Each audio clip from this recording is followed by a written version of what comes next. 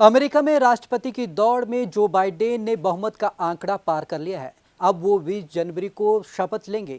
लेकिन आपको बता दें कि जो बाइडेन के ऐसे कौन से बड़े कारण हैं जिनके चलते उन्होंने ट्रंप को मात दी। चलिए आपको खास रिपोर्ट में दिखाते हैं कि किस तरीके से बाइडेन ट्रंप पर भारी पड़े।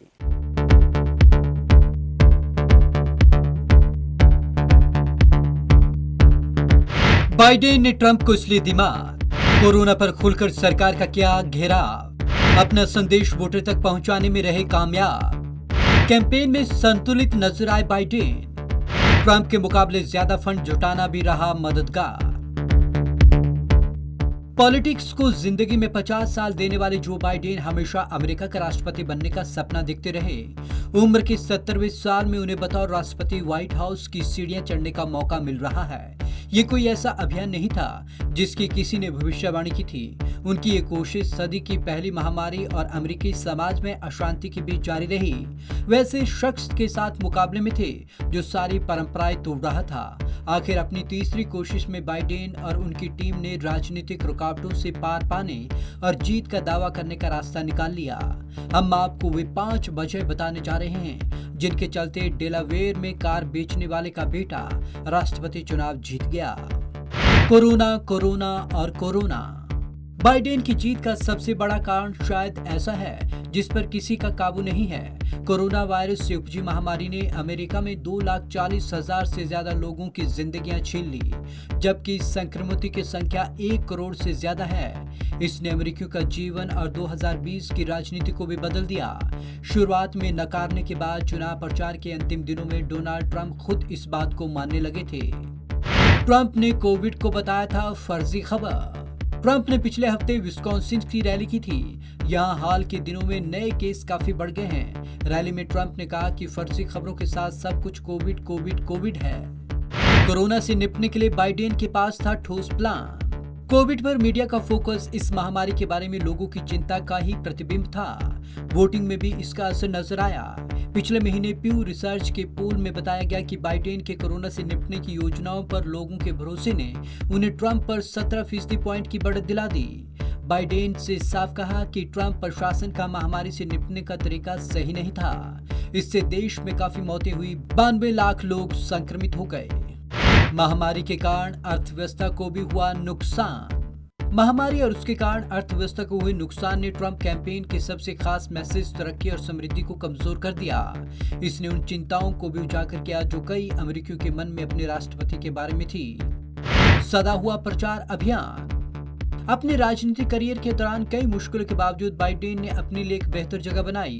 1987 में एक झूठ ने उनके पहले राष्ट्रपति अभियान को पटरी से उतार दिया था। 2007 में भी वे इसकी दौड़ से बाहर हो गए थे। अपनी 40 साल की राजनीतिक महत्वाकांक्षा और व्हाइट हाउस के लिए 3 कोशिशों के दौरान वे खुद को मजबूती से सामने नहीं रख पाए। इस बार उनके सामने ऐसे राष्ट्रपति थे जो खुद जानकारी का भरोसेमंद जरिया नहीं थे। इसी दौरान में देश में कई घटनाओं ने लोगों का ध्यान खींचा।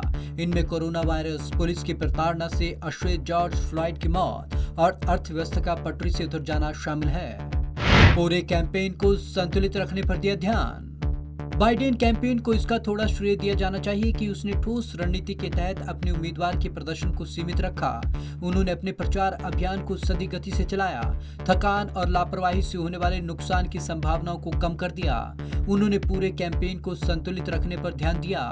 दूसरी ओर ट्रंप लगातार टिप्पणियां करते रहे, उन्हें इसकी कीमत चुकानी पड़ी। कोई भी हो लेकिन ट्रंप नहीं। वोटिंग वाले दिन से एक सप्ताह पहले बाइडेन कैंपेन ने टीवी पर विज्ञापनों की शुरुआत की। इसमें अगस्त में नॉमिनेशन के दौरान दी गई बाइडेन की स्पीच भी थी। इसमें उन्होंने कहा था, यह चुनाव अमेरिका की आत्मा की लड़ाई है। यह एक ऐसा मौका है कि देश पिछले 4 साल से चली आ रही अराजकता और लोगों को बांटने की कोशिशों को नकार दे। इस नारे के पीछे बहुत सामान्य बात थी। बाइडेन ने शर्त पर अपने राजनीतिक भाग्य को दांव पर लगा दिया कि ट्रंप बहुत ज्यादा ध्रुवीकरण करने वाले और भड़काऊ थे। वहीं अमेरिकी शांत और स्थिर नेतृत्व चाहते थे।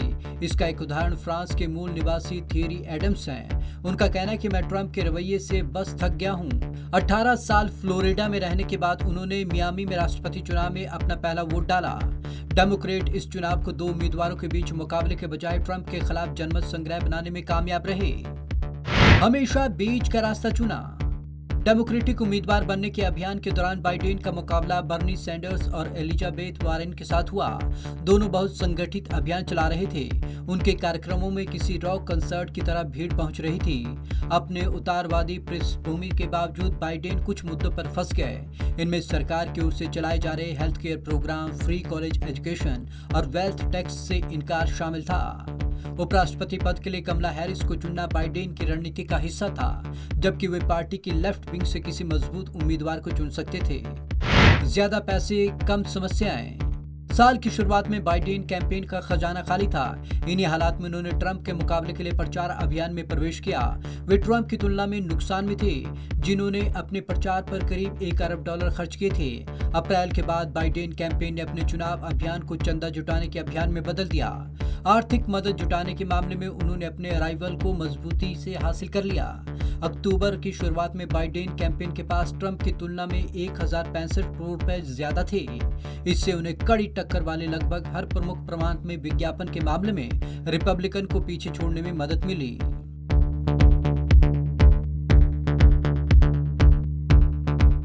तो ये था ट्रंप की हार का कारण और जो बाइडेन की जीत का कारण। लेकिन इसमें सबसे बड़ी बात जो रही, बाइडेन की शांति और स्थिरता चुनावी मैदान के दौरान रही, जबकि ट्रंप यहां पर उखड़े हुए दिखे। अगर ट्रंप पहले ही जनता की नाराजगी को भांप जाते तो आखिरकार उन्हें ये हार सहन नहीं करनी पड़ती। तो आज की इस खास रिपोर्ट में बस इतना ही। विवेक शर्मा को दीजिए इजाजत। नमस्कार।